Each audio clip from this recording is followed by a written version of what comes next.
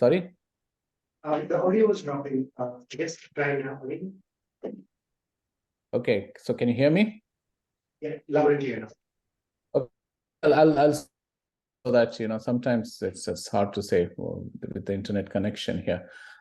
So anyway, my name is quick overview of BISC, the platform that we are developing for managing imaging data.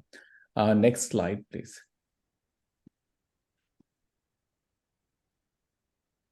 So since we may not, it's usually, I have realized that talk time.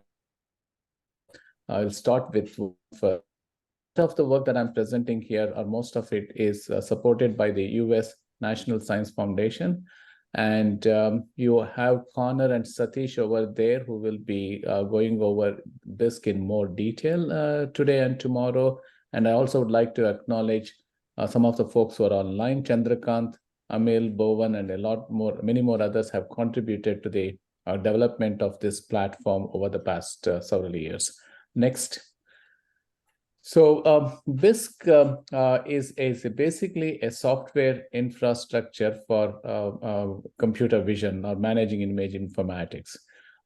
The primary need, and it dates back to some of the early work back in the 2000s. Let me see. So I'm not going to be monitoring the chat. I just saw something on chat. So if there are any questions, please someone interrupt me and let me know if there are questions. And again, feel free to interrupt and ask questions. So we had a project back in the 2000s to support large-scale processing of microscopy imaging data. And soon we realized that it is hard to work with researchers with expectations and experiences, and to bring them all together, there was a real need to have a platform that would support many of the issues that we are facing even today concerning image processing and computer vision. The way I try to explain BISC is think of Google Docs, but Google Docs for model imaging data. So Google Docs helps you share image info, your documents. You can collaborate with those documents. You can annotate those documents, and essentially it facilitates various levels of collaboration. Going beyond that, what we do is also process the data. So essentially, this is something that lives in the cloud. Whatever you do there is scalable and reproducible. Hopefully the methods that are in there are robust enough for the specific applications. And as I mentioned before, one can share the data and the methods. By methods, I mean here any kind of analysis of the imaging data, and you will see more of that later on today. And within the scope of tasks, there's also annotations which are very critical for many of the current machine learning and computer vision tasks, which one can do within this infrastructure. So the next few slides, we will kind of go over some of the basic capabilities of BISC, and then hopefully later on in the afternoon, Connor and Satish will give you more detailed explanation of this. Next, please.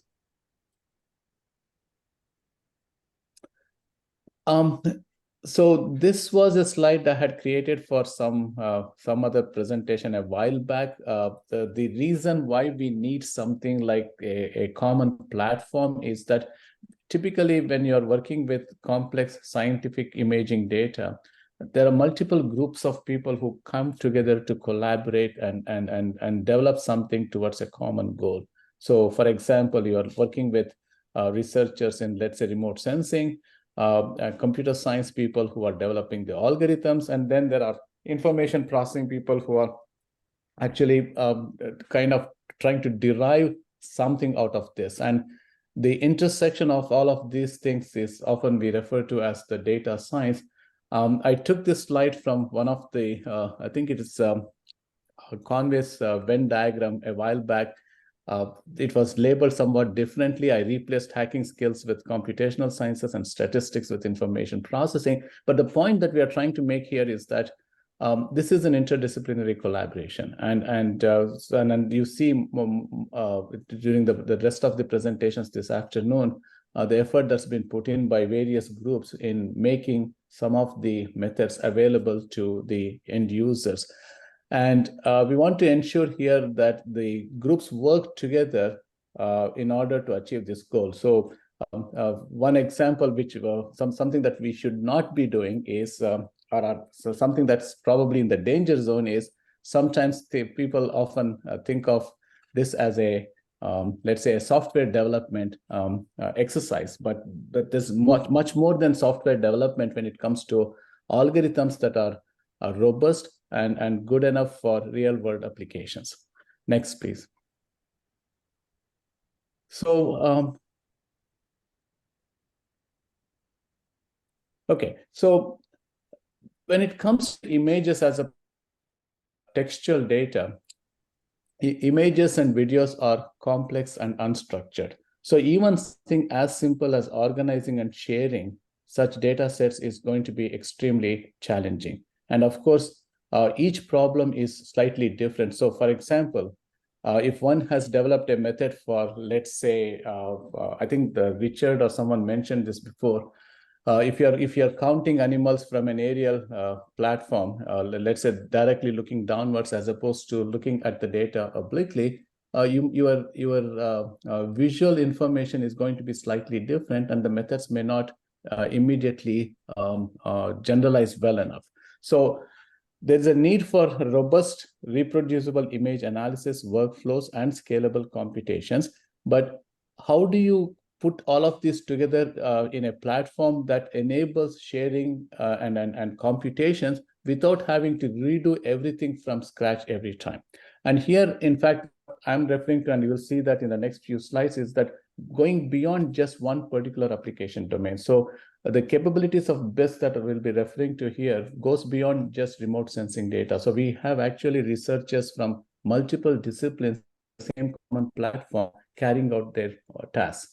Examples, as we will see, include those working in material science, remote sensing, underwater imaging, biological imaging, and medical imaging. Next, please. So the list of things that one can potentially do with BISC include the following. You could do management and annotation of complex scientific data. By this, primarily, we refer to multimodal imaging data. It doesn't have a specific schema, so you can actually, within the same platform, bring together images that are from diverse scientific disciplines that I mentioned before. Out of the box, it supports a fairly large number of imaging formats. One would be surprised that there are over a few hundred imaging formats when it comes to microscopy imaging data, which most of us in this particular context that we are talking about for remote sensing, we are not dealing with, but BIS supports a large number of these imaging formats. And more recently, we have added capabilities to manage videos as well. You can also support tables, charts, and other kinds of other formats of data. One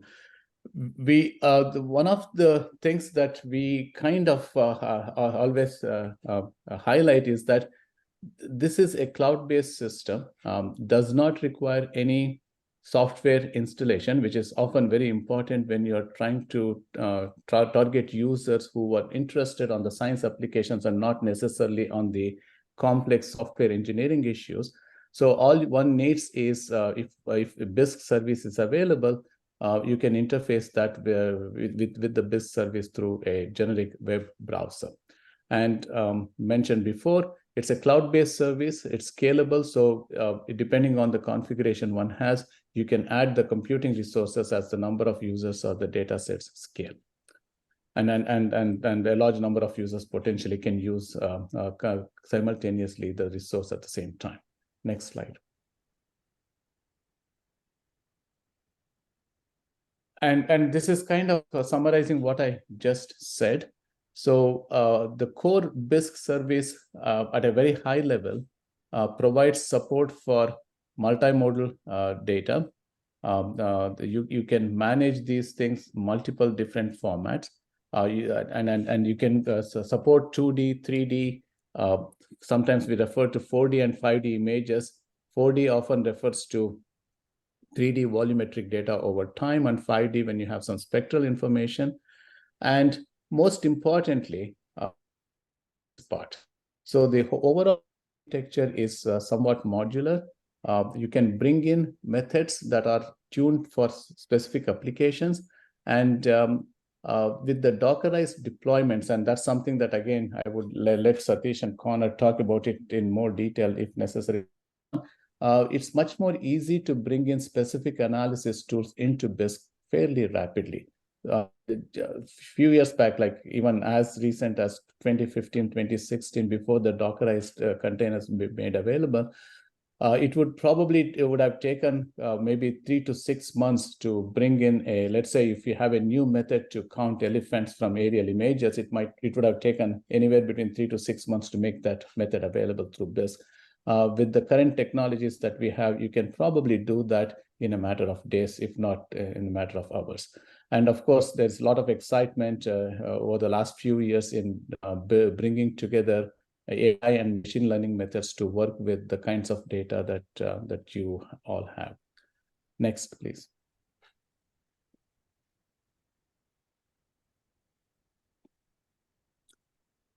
And just to kind of highlight the diversity of applications that currently we have within BISC, we have researchers that are working on brain imaging, marine sciences, remote sensing materials, and even media forensics that are all different types of data, different groups of users. All of those applications can be facilitated within our infrastructure. So the next couple of slides, I would just go over quickly some of these specific applications and what we are doing. To begin with, this is a project that we started with the group called Marine Applied Research Exploration, MARE, that is based in California, where they're actually having, they have an underwater vehicle that's remotely navigated, imaging the sea floors. And the primary purpose of this particular data set, at least, was to kind of detect and count some of the invertebrate species. So it's very similar to the application that we are talking about in this workshop, except that instead of looking at the data from an aerial viewpoint, you are looking at it underneath the ocean, underneath the water, right? And the next slide will probably have some a video that will kind of show what one can do today. This is something that a recent PhD student of mine developed together with Bowen, who is on this call, where the goal here is to count precisely the number of invertebrate species and there are about 10 to 15 different classes. And they have the users have a particular way of counting them given the complexity of the scene. So that's what we have implemented. And if you log into BISC and then go into the module, you would be able to upload your videos and process as the data.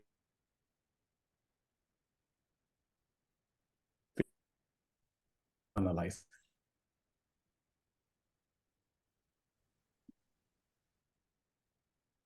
Professor, can you hear? We're doing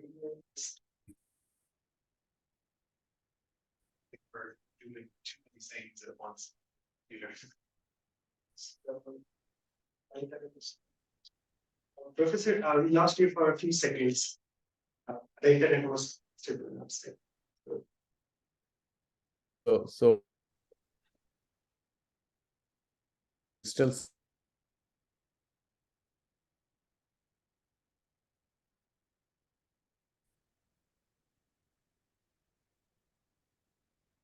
Now we're getting. Manjunath, can you hear us? Yeah, I can hear you. Oh, now you can go ahead. I think now it's smooth now. So where did you guys lose me? Oh, we lost you at the last slide where we were talking about like this is integrated inside this part, and yeah. Okay, let's move on in the interest of time. So this next, can you hear me now? Yes. Okay, so this next slide is actually what Satish has developed. This is for more of an aerial image analysis. In this particular case, you have hyperspectral imaging.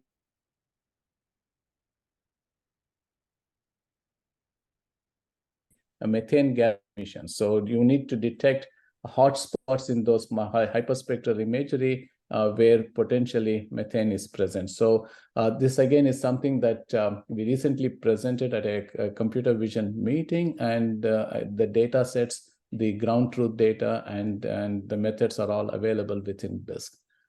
And then here Satish is showing some of the detection examples from those hyperspectral imagery. Next slide. And in this particular slide, we are illustrating another application where BISC is used by some in the medical domain. We are collaborating closely with a neurosurgeon at University of California, Irvine Medical School, where the problem here is analyzing brain image CT scans and trying to detect and quantify ventricular volume changes before the procedure. And again, if you're interested in any of these applications, to contact me. Next slide. And finally, you might have seen in recent weeks and months, there's quite a bit of interest in terms of detecting fake imaging data. This happens not only in the consumer data sets, like deep one, but also in the scientific domain as well, where people try to manipulate imaging information. So we have been working on methods to detect, analyze images and detect if those images are actually original real images or manipulated images. So you have some examples that you see on the screen over here, where the images are manipulated in different ways to potentially change content or images. And if you, with the right tools, one might be able to flag those images. Next. I'll skip this slide one. So I think I've given you some very high capabilities of what this. You can go to the next slide while I'm speaking. So it's BISC is a platform where you can actually manage your image content. You can store images of the images that are of the different applications. You are able, the web browser, visualize anywhere between 2D to 3D images and including videos. The user images as well, at least in the case of 2D and 3D data sets, and bring in the tools to analyze those images. So it's a very modular environment, it's a scalable environment, and supports many different types of applications. And what we will about this workshop, use of BISC for the application concern aerial survey. Next. Skip. So may or may not be of interest to the audience over here. If this again really software architecture. So the front end is what is exposed to the user on the left hand side, where every user, but include referred to as service. Have image processing service, you have a container workflows. So all these things kind of is what BISC is, and one could potentially again deploy this on a such as the Amazon Azure, or Amazon AWS, or the Microsoft Azure cloud services in order to get the scalability. Right, we have is deployments of BISC, one through UCSB, which is what you will be using afternoon demonstration. BISC is also in another National Science Science funded project called Cybers through University of Arizona. Supports over users and manages petabytes of imaging data. Next.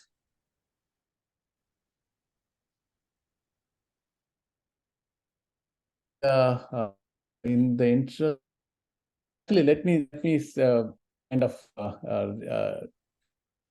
summarize what we have discussed in terms of the various features BISC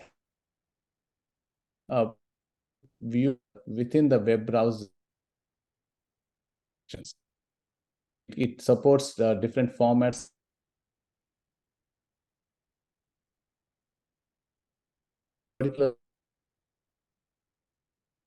In GeoTIFF images where you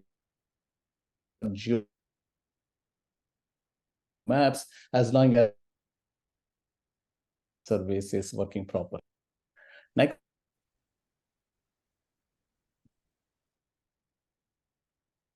I already talked about the different formats. Let's go to the next slide. This one also, maybe I should skip, Satish. We are running out of time. So next. Is this supposed to be a, yeah, okay. So I think I mentioned about the capabilities of BISC. I think two things that might be worth highlighting further here is that you can actually drag and drop really large image files into BISC. So in this particular case, on the left-hand side, I believe these are the multispectral images that Satish has. And these are 100,000 by 100,000 pixels in size. And you are able to actually look at them, so zoom in and zoom out, all within the web browser without the need to install any software on the client side. On the right-hand side, which is probably less of an interest for this audience, but it's one of the first 3D viewers that were available for the that was implemented just using within the web browser interface. And in this CT scan. So all of these things are you're working with this kind of data with the web browser as your primary interface. Next. The other important point that I highlighted at the very beginning of my presentation is that just like Google Docs, you're able to share images, but on that also the analysis and annotations with collaboration. Things with the push of a button. On whether you want to share some